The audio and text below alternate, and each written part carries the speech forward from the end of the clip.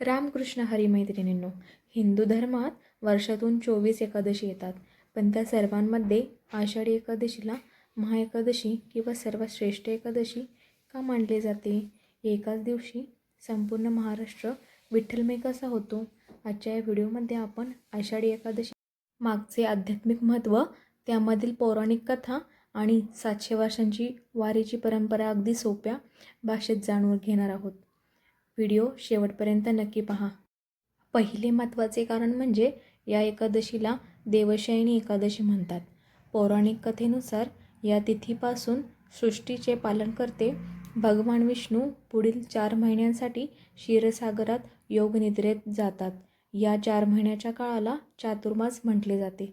शास्त्रानुसार या काळात विष्णुदेव झोपलेले असल्यामुळे कोणतेही लग्न किंवा गृहप्रवेश यांसारखे शुभकार्य केले जात नाही.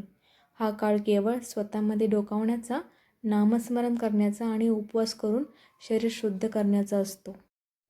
आषाढी एकादशीचे दुसरे आणि सर्वात मोठे वैशिष्ट्य म्हणजे पंढरपूरची वारी.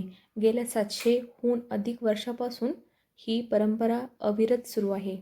संपूर्ण महाराष्ट्रातून आणि देशाच्या कानाकोपऱ्यातून लाखो वारकरी शेकडो किलोमीटर पायी चालत विठ्ठलाच्या दर्शनासाठी पंढरपूरला येतात. श्रीमंत, गरीब, जातपात हा सगळा भेद विसरून प्रत्येक जण एकमेकांच्या पाया पडतो. या वारीतील दिंडी आणि रिंगण सोहळा डोळ्याचे पारणे फेडणारा असतो. चंद्रभागेच्या वाळवंटात होणारा हा भक्तीचा सोहळा जगातील सर्वात मोठा शांततापूर्ण मानवी एकत्रीकरणापैकी एक मानला जातो. उपवास आणि आरोग्याचे महत्त्व. या दिवशी उपवास करण्याला खूप महत्त्व असते.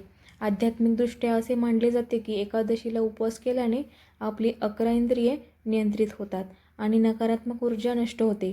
विज्ञानाच्या दृष्टीने पाहिले तर आषाढ महिन्यात पावसाळा सुरू होतो. या काळात आपली पचनसंस्था मंदावते. त्यामुळे हलका आहार किंवा उपवास केल्याने शरीराला डिटॉक्स होण्यास मदत मिळते. तर मैत्रिणींनो, आषाढी एकादशी म्हणजे केवळ उपवास नसून ती भक्ती, शिस्त आणि एकत्र येण्याचा सण आहे. तुम्हाला ही माहिती कशी वाटली? आम्हाला कमेंट करून नक्की सांगा. तुमच्या संपूर्ण परिवाराला आषाढी एकादशीच्या हार्दिक शुभेच्छा. विठ्ठल विठ्ठल जपा आणि चॅनलला सबस्क्राईब करायला विसरू नका. जय हरी विठ्ठल.